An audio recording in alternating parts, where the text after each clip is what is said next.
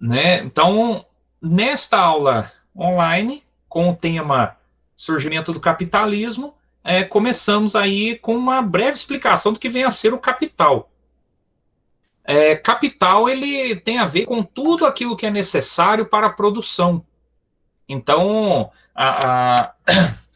quando eu falo de capital, eu não estou falando só de dinheiro, né? Eu estou falando de tudo que é necessário para você começar a produzir alguma coisa. Vou dar um exemplo. Faz conta que você quer abrir uma padaria.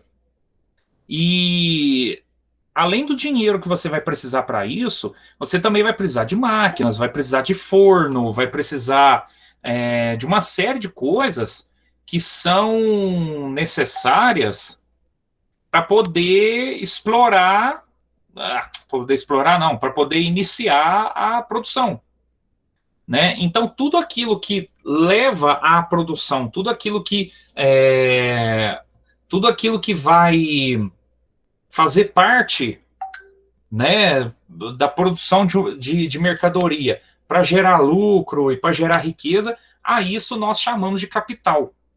E isso é acumulado. Mas como assim?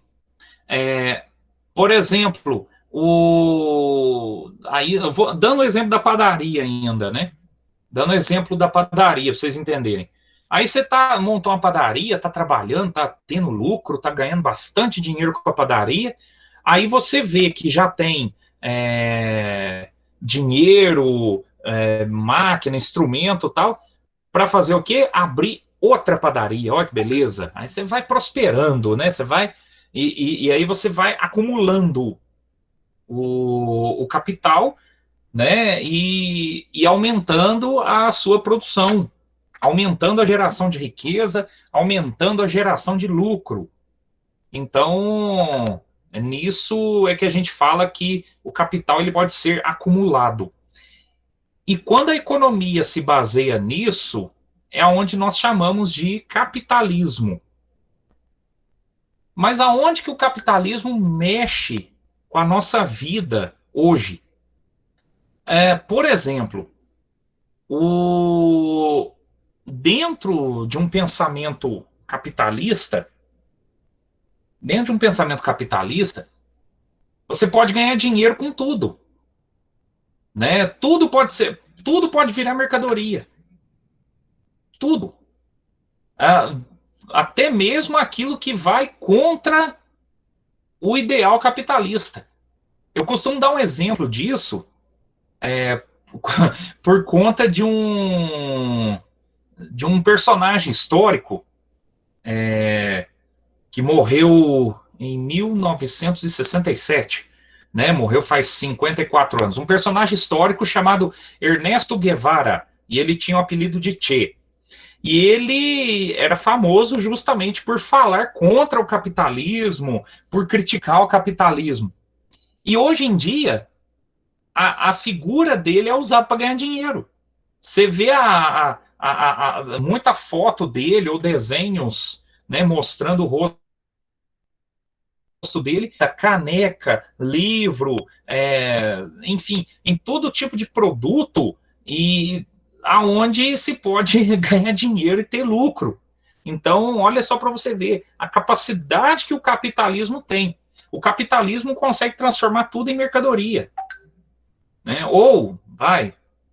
Outra coisa que, né, faz parte do capitalismo, o incentivo ao consumo. Né? O que é isso? Eu disse que o capitalismo é baseado no capital. É o capital tudo aquilo que é necessário para produzir. Mas a pessoa que produz, ela tem que vender. Se ela não vender, ela vai ter prejuízo. Né? Então, para que possa vender produtos, tem que incentivar as pessoas a comprar. Né? Então, aí entra a ideia de propaganda, por exemplo. Tenho certeza, você quando entra na internet ou quando liga a televisão, você praticamente é bombardeado por muitas propagandas. compre esse novo modelo de celular porque ele é melhor, ele tem não sei quantos gigas de capacidade, tal lá, tal lá. Ou então compre esse tênis que é muito melhor, é mais confortável e tem mola e tem não sei o que, e amortece e tal.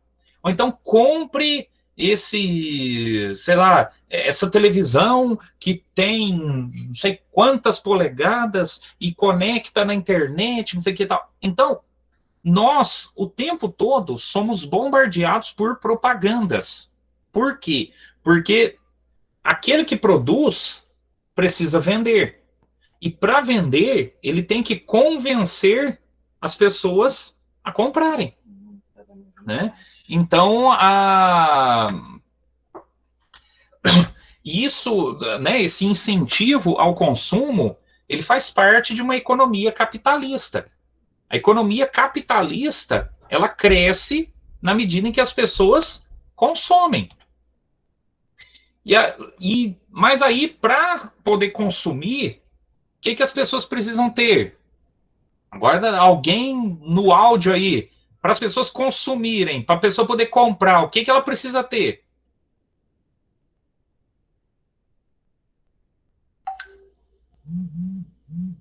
Responde por áudio, gente. Oxe, dinheiro, muito bem, exato.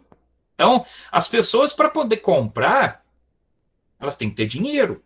E esse dinheiro vai vir de onde? Do trabalho. Então, dentro do capitalismo, é característica, né, a ideia de um trabalho assalariado. Ou seja, o trabalhador ele vai receber um salário por aquele trabalho. Por isso que já ali no século XVIII, aqueles que defendiam o capitalismo começaram a ser contra a escravidão. Né? Porque o escravo ganha dinheiro? Não. O escravo tem salário? Não. Como é que vai comprar, então? Né? Então, muitos que defendiam o capitalismo começaram a ser contra a escravidão. Então, quando você vê, por exemplo, já no século XIX e no século XX, toda uma movimentação para acabar com a escravidão no mundo, não é porque as pessoas têm um coração bom, eu quero o fim da escravidão, porque somos todos iguais, braços dados ou não, né? Todos iguais. O branco é igual ao negro, que é igual ao índio, que é igual ao chinês, que é igual ao europeu, que é igual não sei mais quem e tal. Todos somos iguais, por isso tem que ser contra a escravidão. Não, não. Muitos eram contra, passaram a ser, né, contra a escravidão, mas tendo um interesse econômico por trás. O pensamento de que escravo não compra nada. Agora, trabalhador que recebe salário, esse pode comprar. Então, o capitalismo cresce em cima da onde? Do consumo. Que precisa do quê? Dinheiro. Que vem de onde? Trabalho. Mas trabalho assalariado e não trabalho escravo. Vamos entender como é que isso tudo surgiu. Olha lá em cima, aonde está o título, Transição do Mercantilismo para o Capitalismo. Daqui a pouco eu explico o que é mercantilismo, tá, gente? Num primeiro momento, lá em cima, Estado e burguesia juntos. Quando eu falo Estado, eu estou falando de uma estrutura que envolve governo. Então, por exemplo, quando eu falo o Estado português, ou o Estado espanhol, ou quando eu falo o Estado francês, eu estou falando do governo, que cria leis, cobra impostos, usa da força militar, né? Tem toda uma estrutura. Então, Estado. Já a burguesia, vamos relembrar aí, foi falado em outras aulas online. Burguesia, lá no final da Idade Média, ali século XII, século XIII, a burguesia cresce como comerciantes ricos das cidades europeias. Então, no princípio aí, né, no começo da história da burguesia, você tem comerciantes ricos. Depois, com o passar do tempo, a palavra burguesia, ela passa a se referir a todo aquele que tinha o poder econômico. Os homens do dinheiro, os mais ricos, né?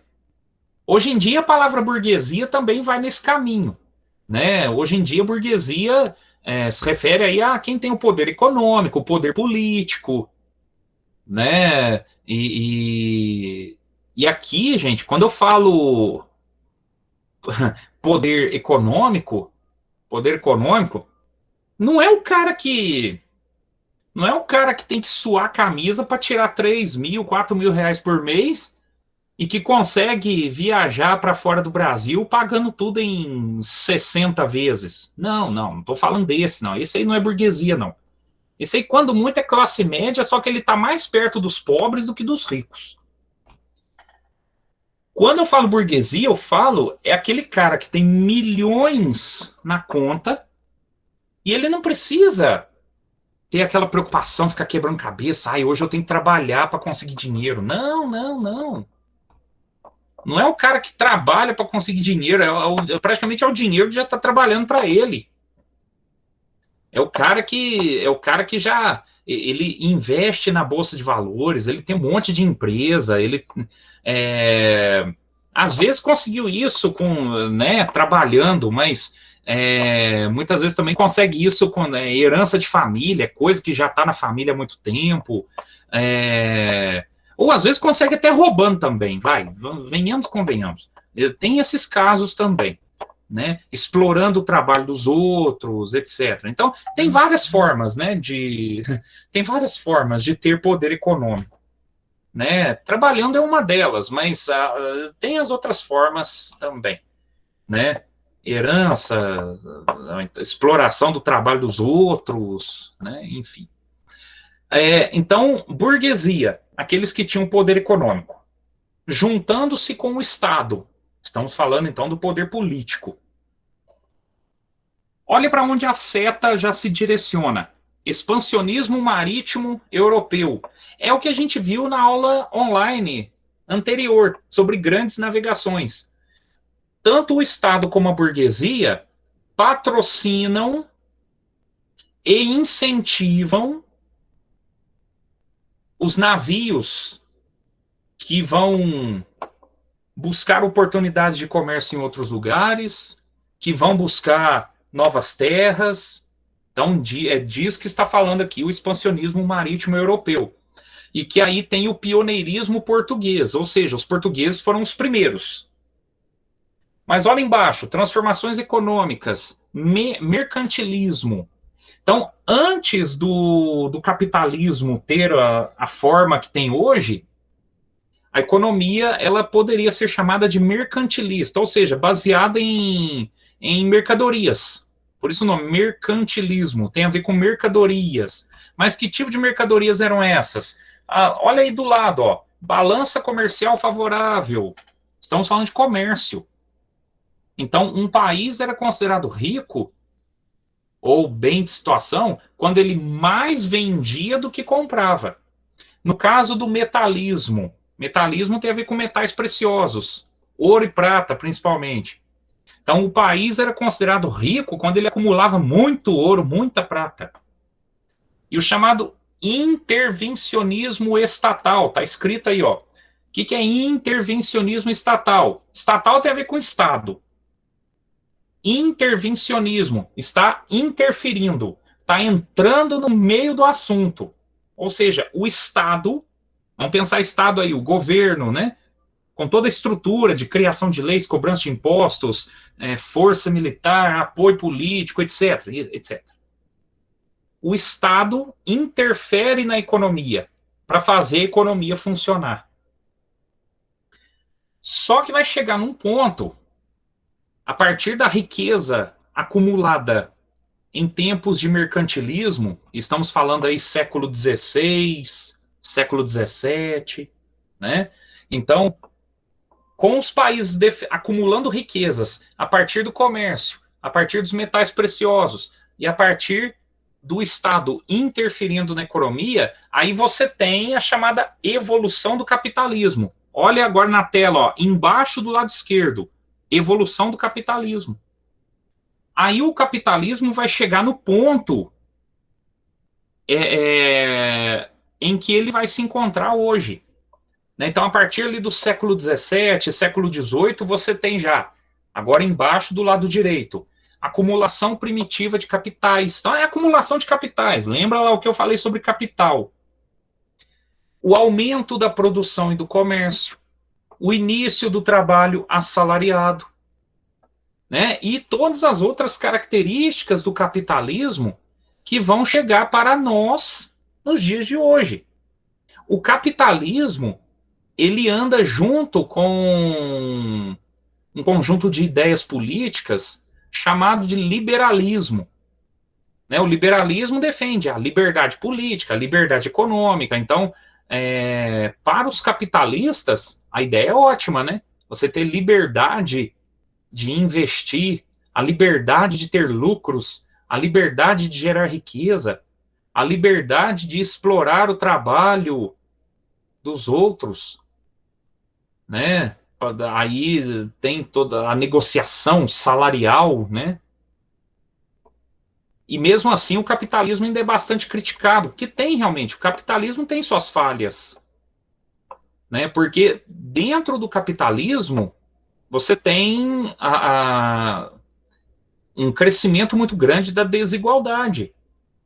Se você olha a história do capitalismo, esse pensamento, e aliado ao liberalismo, né? Então, a ideia é vamos acumular capital, vamos explorar o trabalho, vamos, né, aumentar a produção, o comércio, acaba que muitas vezes a riqueza ela se acumula na mão de pouca gente. E esse é um problema do sistema capitalista, porque existem aqueles que têm mais chances, que têm mais oportunidades, que aproveitam melhor a situação econômica e que têm mais base para isso, né? Tem mais base para isso. Por exemplo, pensando capital só em dinheiro, né? Pensando o dinheiro aí. Você faz de conta que você quer abrir uma padaria. Aí eu de novo com o exemplo da padaria, eu acho que é fome, né? Ao exemplo da padaria de novo. Você quer abrir uma padaria e o seu capital, só em termos de dinheiro, é de 100 mil reais. Você tem 100 mil reais para começar uma padaria. Mas o seu vizinho também quer começar uma padaria e ele tem 300 mil reais para isso. Quem que vai sair na frente? Quem tem mais chance de sucesso? Né? Aquele que tem mais para investir. Então, dentro do sistema capitalista existe uma crítica muito grande em relação à desigualdade que o capitalismo gera. Nem todo mundo tem as mesmas oportunidades, ou nem todo mundo tem boas oportunidades, e há que se pensar nisso. E aí acaba-se colocando muita riqueza na mão de pouca gente e pouca riqueza na mão de muita gente. Ou nenhuma riqueza na mão de muita gente. É só você olhar aí a quantidade de pessoas ao redor do mundo que passam fome, ou que estão desempregadas, ou às vezes até tem um servicinho lá, mas não é de carteira assinada, não tem direito nenhum, salário é muito baixo e tal, né? E do outro lado, aqueles que estão acumulando capital, aqueles que estão enriquecendo. Só para vocês terem uma ideia, durante esse tempo de pandemia, do início de 2020 para cá, foi divulgada uma nova lista de bilionários, né? Ou seja, aquelas pessoas cuja fortuna é contada em bilhões de dólares. E só para você ter uma ideia, do ano passado para cá, 10 brasileiros entraram para a lista de novos bilionários. numa época de pandemia, numa época em que as pessoas estão ficando mais pobres, o desemprego está aumentando, muita gente passando fome, e mesmo assim, 10 pessoas entraram para a lista de novos bilionários do Brasil. Então, são coisas que fazem a gente pensar, puxa vida, mas peraí, o capitalismo, então, tem umas coisas boas, né? Tem umas coisas que a gente aproveita, mas, mesmo assim, não exclui a necessidade de se fazer críticas. Não exclui a necessidade de se pensar a desigualdade, uma falsa aparência de liberdade também, né? Mas isso aí já é assunto para a gente comentar em outras aulas online, tá? Vamos parando por aqui hoje.